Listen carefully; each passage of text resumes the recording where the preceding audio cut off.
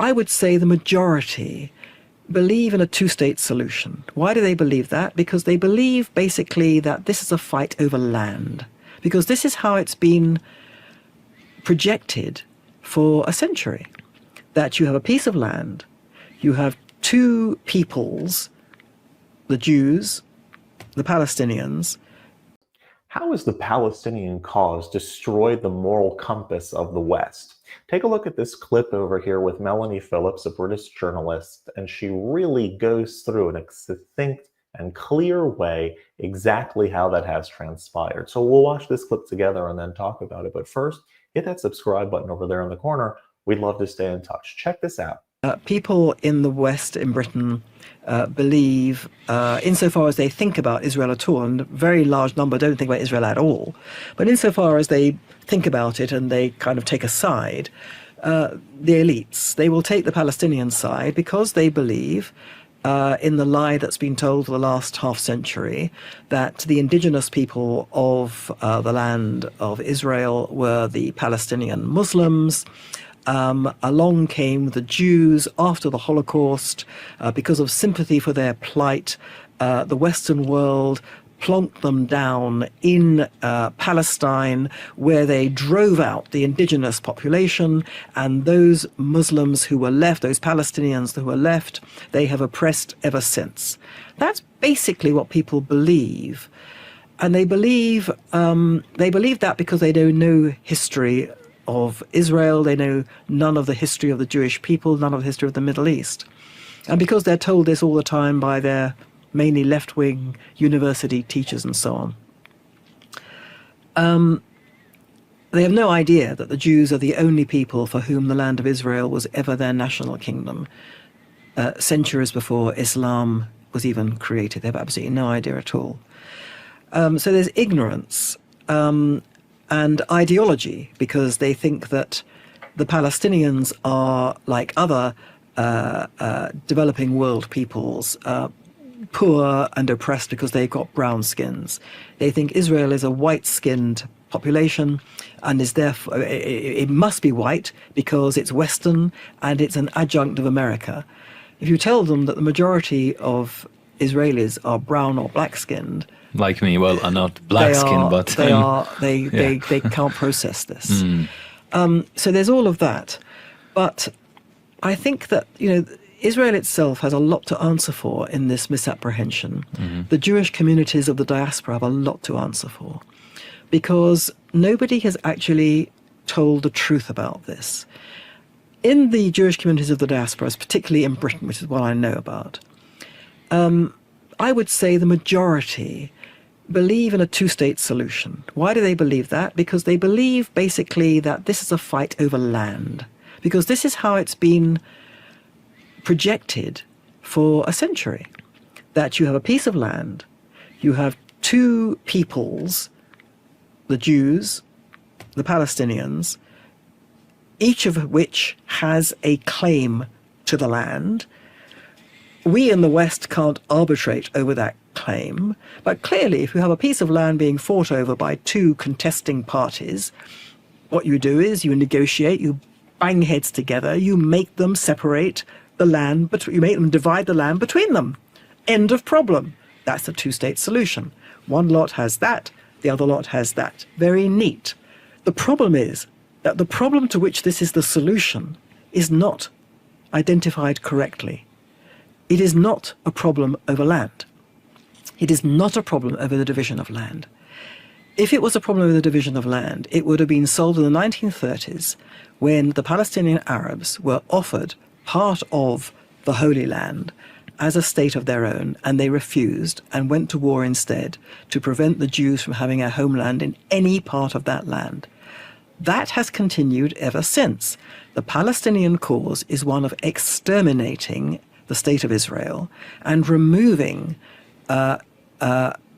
Israel as a Jewish homeland altogether. And not only is Palestinianism aimed at removing and destroying Israel and removing the Jewish homeland, it's also based on the big lie which rewrites the Jews out of their own history in the land. It pretends that the indigenous people of the land were the Muslims, Palestinians, and that the Jews are interlopers, where in fact the reverse is true. The indigenous people of the land are the Jews, and the Palestinians do not exist as a people. They say it themselves. They've said it themselves over and over again. We invented it. We invented it in order to twist the minds of the West and in order to present ourselves as having a claim to the land. So this is a lie from start to finish, a big lie. Now, bad enough that the universities have been pumping this out for 4 or 5 decades, bad enough that they have been backed by a very sophisticated, hugely financed, very intelligently calibrated campaign by the Palestinian by Palestinian supporters, by Palestinian Arabs and their supporters in the world to fry the minds of the West. Bad enough that's all happened, but it's happened in the way that it has no argument is permitted against this myth, this lie, because of the silence of the Jewish people themselves, the silence of Israel, the silence of the Jewish diaspora. They may inveigh against, as they do, the excesses of Palestinian rejectionism. They may say, at most, Israel will say, they don't want to state of their own, they want to destroy us. Absolutely correct. But what Israel doesn't say, and what the Jewish community doesn't say, is that this is not a fight over land. This is an Islamic-inspired holy war against the Jewish homeland on the basis that the Jews cannot be allowed to live in their own homeland and rule themselves. It's against Islam. And that's what it actually is. And Israel doesn't say it. And Israel doesn't say the Palestinians are not actually Palestinians, that Palestinianism is a thing that was invented in order to create a myth, but that actually, if you look at what the Palestinians so-called are saying, they're not talking about a two-state solution. They're not even talking about Israel. They're talking about eradicating Jews. Here are the videos. They're all on Memory, the wonderful website that translates all these videos. They're all there. Israel virtually never uses these things. It never says to the West, your two-state solution is the answer to a problem you have yourselves misidentified, and that you are the reason this is continuing. Your support for this false cause is the reason that it continues. Nobody says that from Israel, and nobody in the Jewish community says that in Britain. Nobody. Nobody says the whole thing is based on a lie. Palestinianism is rubbish. There is no such thing as the Palestinian people. This is a lie invented to destroy us in Israel as a physical country and to remove us as Jews from our own history. It is the worst and most savage kind of cultural appropriation conceivable. That's what's going on, and it's fried all your minds. They're not saying that. So how can anyone know this? And so when you ask, how can we solve this problem of the West saying, well, the Hamas are bad, but Palestinians are good? The way through that is to say individual Palestinians may be fine. Some of them undoubtedly just want a happy life. They are the victims of their own people. These are the ways in which they are the victims of their own people. But they've been told a lie. You're being told a lie. The lie is that the Palestinian cause is a just cause. It is an evil cause. This is why it's evil. And it is evil because it not only wants to destroy Israel, the only country in the world which is targeted for annihilation, it wants to remove the Jews from their own history. And it's evil, and you should be opposing this at source. You should, the West, not be funding these people. You should not be funding the Palestinian Authority. You should be treating them as political, diplomatic, and social pariahs. Pariahs. Instead, you're treating them as statesmen in waiting. You're treating Israel as the rogue element in this because it dares not to want to be annihilated.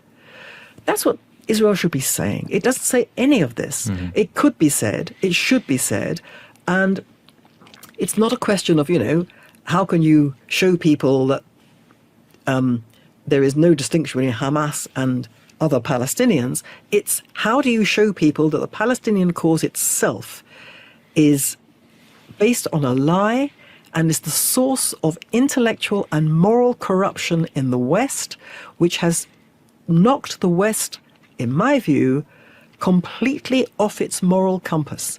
I think the importance of the Palestinian cause to the moral, intellectual, and cultural disintegration of the West, which is underway, cannot be overestimated, because it is the quintessential example of how you no longer, as a Western society, you are no longer able to distinguish between truth and lies, victim and victimizer, and as a result, you take the side of the aggressor over the victim, and you punish the victim by upholding the lies.